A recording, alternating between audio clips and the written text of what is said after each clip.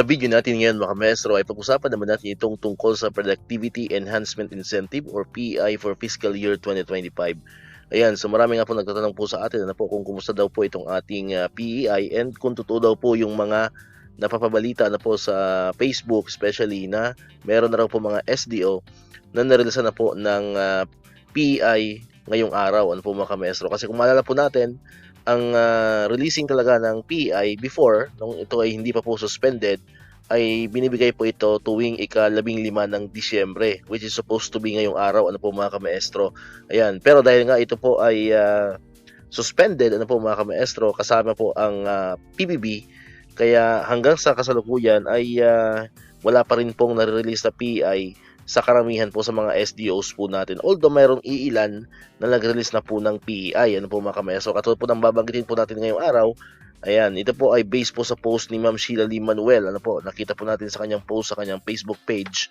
Yun pong SDO Cagayan de Oro, which is may mga nakita rin po tayo nag-comment ano po sa post na yon na talagang legit na meron na pong PEI ang SDO Cagayan de Oro City. Ayan. And then yung another post niya po, ano, yung SDO Bataan ay meron na rin daw, pero may nag-comment po doon, ano po, yung presidente po ng Bataan Public Schools Teachers Association. Ayan, nag-comment po si Ma'am doon sa post ni Ma'am Sheila na hindi pa raw po totoo na meron lang PEI ang SDO Bataan, kaya hindi na po natin sinama po dito sa ating video, ano po mga kamaestro. Ayan, so sabi po doon sa comment ay wala pa pong na-release na PEI at hindi pa po ito pumapasok sa kanilang mga ATM. Ayan, and then mayroon din mga nag-comment pa po doon na iba na talagang wala pa daw pong PEI ang SDO Bataan. Pero dito po sa SDO Cagayan de Oro, ayan, mayroon po mga nagpatunay doon na mayroon na pong na-release na PEI for SDO Cagayan de Oro City. Ayan, so kung meron po nanonood dito sa ating video, ano po mga kamaestro, particularly from Bataan, ayan, paki-comment din po kung talagang wala pa po kayong nare-receive na PEI as of today, December 15, 2025. And for SDO Cagayan de Oro naman po, kung may mga nanonood po sa atin dyan, paki-comment din po kung talagang legit na meron na po kayong PEI for fiscal year 2025. And then, of course, before pa, ano po, actually, ilang linggo na yung nakakaraan, meron din tayo na ipabalita or nabalita na meron na rin pong na-release na PEI for SDO Masbate. Ano? I'm not sure lang po kung Masbate Province or Masbate City. Ano po mga kamaestro? So, nagpapatunay po yan na merong PEI. Ano po mga kamaestro? Ano yung problema nga lang po dito? Wala pa po tayong legal basis kasi nga po kung pagbabasehan po natin yung suspension ay suspended pa rin po ang PEI ngayong taon. So kailangan po ng I don't know kung i-o muli sa Pangulo, ano po mga kamaestro, or approval ano po sa Pangulo sa pag-release po ng PEI 2025. Although nabalitaan din natin na ang PEI for fiscal year 2025 ay nasama na po yan sa GAA, ano po, yung General Appropriations Act.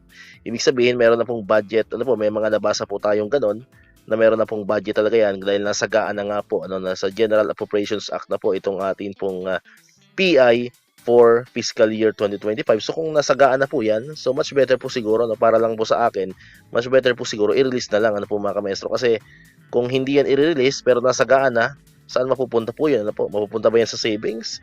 Or kung kanina mapupunta, ano po yung atin pong PEI? So I think mas maganda, mas maganda para sa ating Pangulo, aprubahan niya na lang po, maggawa siya ng panibagong AO or approval para po ma-formalize po yung pag-release po ng PEI kung ito nga po talaga ay nasa GAA na po, ano po mga kamaestro. Ayan, and siguro, isa rin po siguro sa naging problema dito is yung paglabas po ng panibagong guidelines, ano po mga kamaestro, patungkol nga po dito sa PEI, Sana nga ay gumawa ng panibagong guidelines, ano po, para kumbaga sa maging legal na ulit ano po yung pag-release po ng Productivity Enhancement Incentive, kasi alam naman natin na yan ay kailangan na po talaga para mawala na yung suspension, para mawala na yung suspension ng PEI.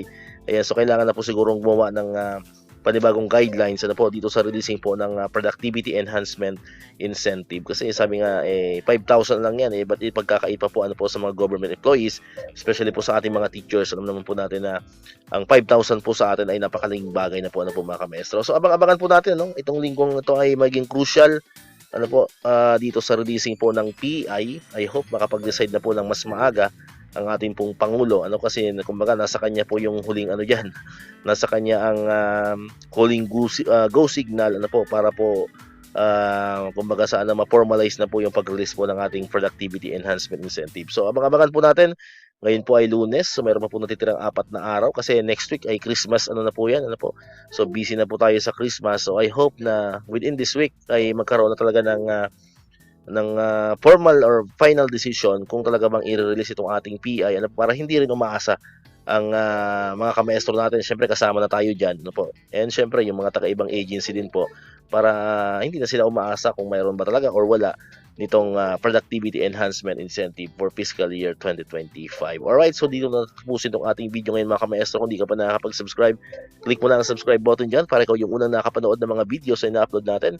Katulad dito, yung mga updates pa rin patungkol sa PI and other bonuses ng mga teachers and government employees. And syempre, click mo na rin ang notification bell button para manonotify ka, always updated ka pag may mga bago tayong uploaded na videos. So muli, maraming salamat sa inyong panonood at pakikinig.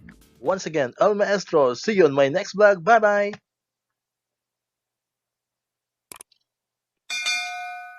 1, 2, 3, come on!